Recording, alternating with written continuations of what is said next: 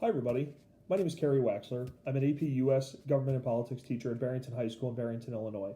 And I'm here to do a walkthrough today for you of the AP United States Government and Politics scoring rubric for 2020's Question 1 Argument Essay.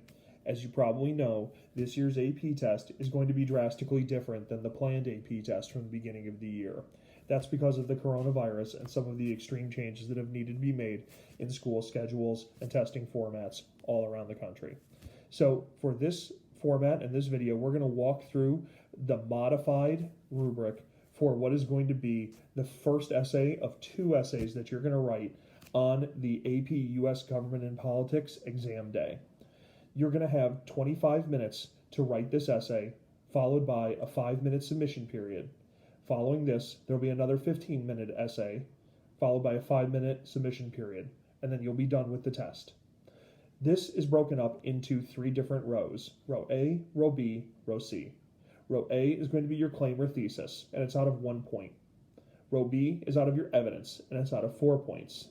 Row C is your reasoning, and it's out of 2 points. So we're going to walk through each one of those now. So if you could look at your screen and find at the top where it says row A, claim thesis, 0 to 1 points. So this is a binary choice. You either get the point or you don't. In order to get the point, you have to do 3 distinct things. The first thing you have to do is respond to the prompt that's being asked. The second thing is you have to have a defensible claim or thesis. The third thing is you have to establish a line of reasoning that proves why your defensible claim or thesis is correct, or is what you view as a correct answer to the prompt.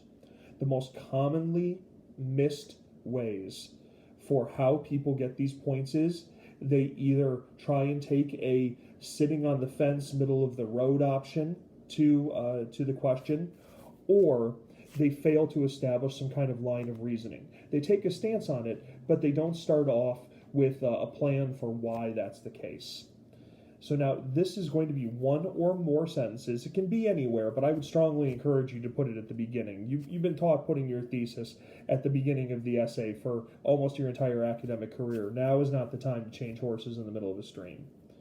And so you can get this point regardless of whether your response successfully supports that line of reasoning.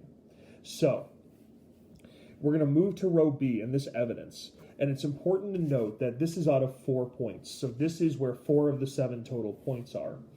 And I'm also going to warn you that this, as we walk through from left to right on your screen, is going to be, you do this and that to get 1 point, and this to get 2 points. And so it's going to be this and this and this. So we're going to kind of add additional things on them as we go.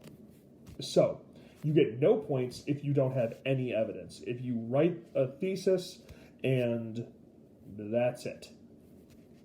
You get 1 point if you provide 1 piece of evidence. And it has to be relevant to the topic of the prompt. That's the only guidance that you see on here. So if you just write and describe 1 piece of evidence, you can get a point. Now, to get 2 points, you provide 2 pieces of evidence that are relevant to the topic of the prompt. So you do it again. But like most of, like me, I bet you are, you're not going to be satisfied with 2 points. So let's start doing the and things. And I should note, when we say provide an example of evidence, it's not just you write it down. It can't just be there is a president of the United States. You have to somehow describe with factual accuracy. You have to describe what that evidence is. Now, in order to get 3 points, the text says you must provide 2 pieces of specific evidence relevant to the topic of the prompt. One of these pieces of evidence must support the claim or thesis. So previously, the only qualifier was relevant to the prompt, relevant to the topic. So even if it wasn't relevant to your line of reasoning in your claim or thesis, you could still get the points. In order to get 3 points, one of your pieces must be directly relevant to your claim or thesis. It is up to you to make sure that your description is enough that it demonstrates relevancy.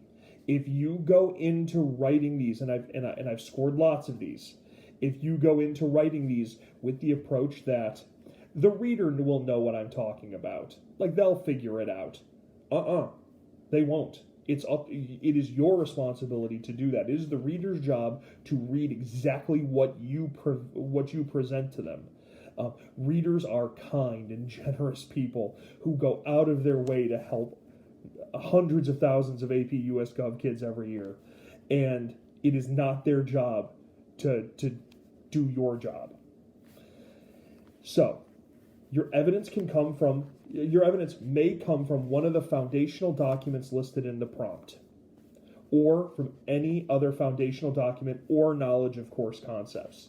So in this case, we're using the word may, not shall or must. That's going to be in the fourth point here. So they're giving the evidence that they give you in the prompt, where they say, for your prompt, you have the 10th Amendment in the case US v. Lopez and the case McCullough v. Maryland. That would be a pretty great set of evidence if the question is about federalism. Evaluate the extent to which federalism is working. That's a pretty simplistic and not great prompt, so I wouldn't bet that one's going to be on a test. They'll give you that, and you can use that as the foundational document that's relevant to the prompt there. Again, you're describing them, you're not just listing them. Now, let's do that final column on the right, because this is where I think we all want to be, is that fourth point. You have to provide two pieces of specific and relevant evidence that support the claim or thesis. So now we're saying both of them must support the claim or thesis.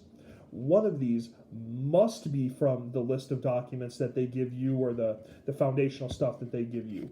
And the other ones can come from any other foundational document or a knowledge of course concepts. So we've added in a couple of things. Both pieces of evidence must be specific and relevant to your claim or thesis, and one of them must come from the list that they give you. Okay. So your descriptions here, you're adding in your description that will provide that specific part of it, as well as the relevant part of it. You're ensuring that people know that you're connecting back to the big concept or the big picture there. It's always a good idea when you're describing these things to try and tie in to whatever the big picture is. So if I'm asking about the 10th Amendment and I'm giving you a Lopez case, pretty good bet it's about federalism. So if we go to row C, you'll notice there's two more points. And this is where I'm going to ask you to write more than you think 2 points should be worth. And this is your reasoning section. Your reasoning explains the relationship between your evidence and the claim or thesis. Now, I am not much of an English teacher, and I'm going to encourage you to use the phrase because here. Yes, you can write a I'm sorry card to your English teacher later, but the reality is you have 25 minutes to write a complete argumentative essay. So you're going to tell me the reason that this evidence supports my specific claim or thesis is because, and the reason that my because fits this prompt is, you're going to overwrite a little bit. I'm not asking you to write 2 pages for each thing, but I am asking you to use your time. You have 25 minutes, and the tendency here is going to be to short write a little bit. And so I would encourage you to use that timer that's going to be on your screen and take up your time by using the full explanations. You get 1 point for explaining how one piece supports the claim or thesis, and the other one for how a second piece supports the claim or thesis. The reality is, when you're sort of brainstorming at the very beginning, right as you see the prompt, you should think about, what is going to be my evidence?